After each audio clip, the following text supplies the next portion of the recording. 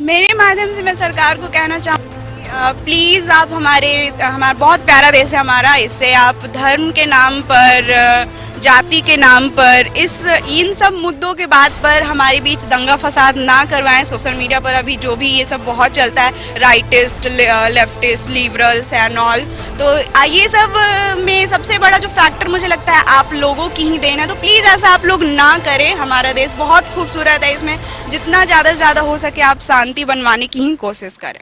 गणतंत्र दिवस के अवसर पर न्यूज़ बाइस्कोप के दर्शकों को पूर्वा की बात सुनाते हैं। ये वही पूर्वा है जो रांची के सेंट जेवियर्स कॉलेज से राजनीति शास्त्र में एमए या ग्रेजुएशन किया है आपने, ठीक है, ग्रेजुएशन किया है पॉलिटिकल साइंस में। आज के दिन का क्या इंपॉर्टेंस हमको समझ में आता है? आज का दिन चूंकि हमारा नेशनल फेस्टिवल है, तो वन ऑफ द बेस्ट हमारा जो दिवस हम लोग कह सकते हैं। साथ ही यहाँ पर सबसे पहले तो मैं आप सबों को, जितने भी देशवासी और रांची वासी है, सबको हमारे 73वें गणतंत्र दिवस की ढेरों शुभकामनाएं। आज का दिन आपके लिए बेहद अच्छा जाए। साथ ही आज का दिन इसलिए हमारे लिए ज़रूरी है और खुशी का, उल्लास का भी दिन है, क्योंकि आज ही के दिन जो ड्राफ्टिंग कमेटी का जो इतना ज़्यादा मेहनत था, लगभग 3 साल, वो आज के दिन हमारा कॉन्स्टिट्यूशन लागू हुआ था बनकर। तो यहाँ पर सबको, यहाँ पर जो हमारे सिटीजन्स होते हैं वो अक्सर बातें करते हैं कि हमारे ये राइट है, ये राइट है, वो राइट है, इसका हनन नहीं होना चाहिए। तो देखो, जैसा कॉन्स्टिट्यूशन जब आपको राइट्स प्रोवाइड करती है तो आपको फंडामेंटल ड्यूटीज़ भी आपको मिली है। तो जैसे आप राइट्स के बारे में अपना हक जताते हो तो आपको अपना ड्यूटीज़ भी मालूम होना चाहिए। युवा पढ़ता कम है और मोबाइल फ़ोन या स्मार्टफोन में समय ज़्यादा लगाता है, इससे लग रहा है कि नुकसान हो रहा है पढ़ाई लिखाई से। लोग खास करके युवा है जो डिटैच हो गया है। देखिए, युवा है तो ऑब्वियस सी बात है कि आज की जनरेशन के ही युवा होंगे। तो आज की जनरेशन में फ़ोन 4G वगैरह चल ही रही है, तो ऐसा तो हो ही नहीं सकता है कि युवा जो है आज की जनरेशन से डिस्कनेक्ट हो जाए, क्योंकि ज़माना 4G का है। हमारा पढ़ाई भी, यूट्यूब वगैरह जो भी कंटेंट है, तो ये ऐसा बिल्कुल नहीं बोल सकते कि आज की जो युवा है वो केवल फ़ोन ही पर लग रही है। वो बहुत क्रिएटिव भी हो रहे हैं, साइंस के फील्ड में, डॉक्टर के फील्ड में, मतलब जो भी मेडिकल के फील्ड में है, सब और भी पहले की अपेक्षा में बहुत ज़्यादा चीज़ का कार वगैरह हो रहा है। मैं राजनीति में अब करियर नहीं अपनाई? नहीं, करियर तो राजनीति में नहीं, लेकिन हाँ इंटरेस्ट है थोड़ा बहुत। जो पढ़ा समझा उसे क्या लगता है जो किताबों में है, एक्चुअल में वो धरती पर, जमीन पर सरकारें काम करती हैं?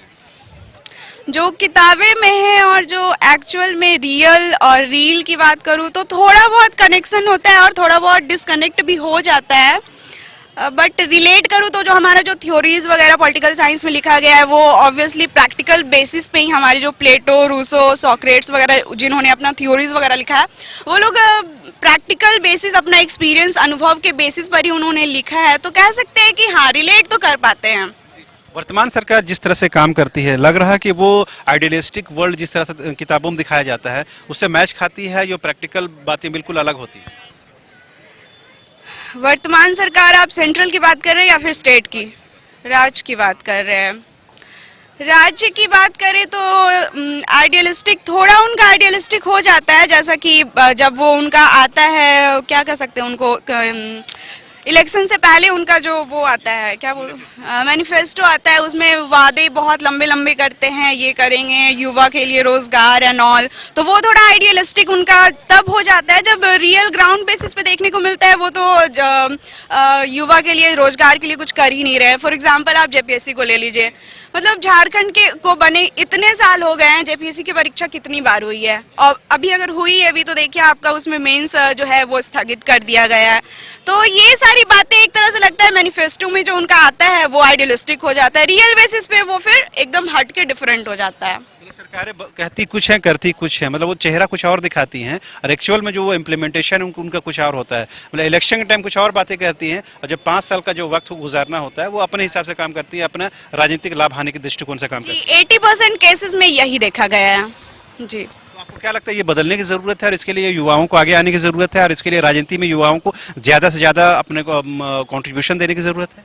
जी, बदलने की तो एकदम जरूरत है। खास करके देखा गया जो पॉलिटिक्स में जो कंट्रीब्यूशन होता है वो मतलब होता है, एक थोड़े इलिटरेट पर्सन लोग आ जाते हैं जिनको मतलब एजुकेशन बहुत ज़रूरी है। तो मेरा ख्याल है कि युवा लोग को, जैसे बाकी फील्ड्स में वो लोग अपना इंटरेस्ट दिखाते हैं, पार्टिसिपेट करते हैं, तो बहुत ज़्यादा हाई ज़रूरत है कि वो लोग ऐसे ही पॉलिटिकल साइंस जैसे सब्जेक्ट्स लेकर, या फिर कुछ भी उनका स्ट्रीम हो सकता है, उसमें अपना मास्टर वगैरह हासिल करके कम से कम एक मिनिमम जो क्वालिफिकेशन का योग्यता होना चाहिए। हाँ, समझ मतलब होता है एक इंडिविजुअल का अपना परसेप्शन ऑफ समझदारी वगैरह, वो सब प्रॉपर नॉलेज के साथ वो लोग must say must politics join करें। मतलब जो भी राजनीति में आए, जो सत्ता में आए, उनको कम से कम पढ़ा लिखा इतना होना चाहिए ताकि आम चीजों को समझ सके। ऑब्वियसली एक पढ़ा लिखा युवा अगर पॉलिटिक्स ज्वाइन करेगा तो वो युवाओं की जो हमारे बेरोजगार युवा है उनकी जो असली क्या बोल सकते हैं उसको प्रॉब्लम है, वही लोग समझेंगे। किस तरह के प्लानिंग्स लाने चाहिए, बिल जो आते हैं हमारे वो किस तरह के लाने चाहिए, वही ला पाएंगे जो खुद एजुकेटेड होंगे। वरना कोई इलिटरेट समझ ही नहीं पाएगा कि बाहर उनको क्या समस्या हो रही है, क्या प्रॉब्लम है, क्या स्कीम लाना है, क्या चलाना है। जैसे कि ट्वीट को ले लीजिए, जो नेता लोग ट्वीट करते हैं, उन्हें खुद से जब वो अगर ट्वीट कर दे तो उनमें 100 गलतियां, ग्रामर मिस्टेक्स आपको मिल जाए। तो इन्हें अब क्या करिए, हमारी तरह जी युवा को रखते हैं साथ में, फिर उनसे ट्वीट करवाती है। तो इसकी जरूरत ही नहीं पड़ेगी ना अगर वो खुद एजुकेटेड हो जाएंगे। कह सकते हैं कि रोजगार मिल रहा है युवाओं को अगर वो मीडिया सेल, आईटी सेल में काम करते हैं। जी, इसी या युवा लोग आईटी सेल वगैरह, मतलब उनका एमसीए बीएससी वगैरह होता है, तो यही सब फील्ड में फिर उनको रोजगार दिया जाता है। ये कह सकते हैं ना कि राजनीति में भी युवाओं के लिए बहुत स्पेस है, योगदान के मौके हैं। जी, स्पेस तो बहुत है, बस वही बात हो जाती है वोटिंग के टाइम ये लोग अपना कास्ट जो रख देते हैं, कास्ट को फैक्टर बना देते हैं, डेवलपमेंट पीछे छूट जाता है। या डेवलपमेंट का जो मुद्दा होता है वो पीछे छूट जाता है। कास्ट को ले आते हैं, रिलीजन को ले आते हैं, भाषा को ले आते हैं। ये सब मुद्दों पे मुझे नहीं लगता पॉलिटिक्स या फिर वोटिंग वगैरह या फिर इलेक्शन होना चाहिए। मुद्दे कुछ और होने चाहिए। मुद्दे क्या होने चाहिए? मुद्दे होने चाहिए रोजगार, मुद्दे होने चाहिए पॉवर्टी, मुद्दे होने चाहिए विकास, मुद्दे होने चाहिए वुमेन सेफ्टी। लग रहा है कि वर्तमान सरकार हो, जो केंद्र की हो सरकार हो या राज्य की सरकार हो, वो मुद्दों से भटक करके इन मुद्दों पर बात करती है, इन मुद्दों पर राजनीति करती है जिनका जनता से वास्तविकता में कोई सरोकार नहीं। जी एकदम, आप सेंट्रल की बात करें या फिर राज्य की बात करें, आप दोनों की सरकारों में देखेंगे वो लोग जब इलेक्शन का टाइम आएगा वो लोग मुद्दे से हमेशा भटक जाएंगे। अभी जब इलेक्शन आएगा वो लोग बात करेंगे हिंदू राष्ट्र देश की, वो लोग बात करेंगे कैसे माइनॉरिटीज को नीचे दबाया जाए, कैसे, मतलब उनका जो भी मैनिफेस्टो में आता है वो एकदम वो लोग भूल जाते हैं। और एक तरह से एक जो खास मेजॉरिटी में कम्युनिटी है उनको वो लोग अपनी ओर अट्रैक्ट करने की कोशिश करते हैं ताकि उनका जो वोट है वो इलेक्शन के टाइम उन्हें पड़े। तो पूर्वा, अपने माध्यम से आप युवाओं की बातें अगर सरकार तक पहुंचानी हो तो किन बातों को पहुंचाना चाहेंगे?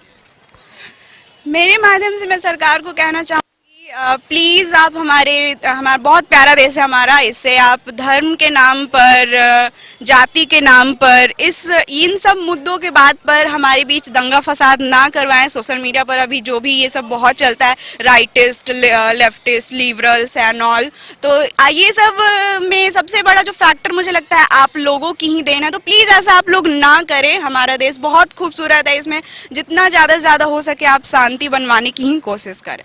आपने सुनी पूर्वा की बात, पूर्वा के माध्यम से तमाम नौजवानों की बात।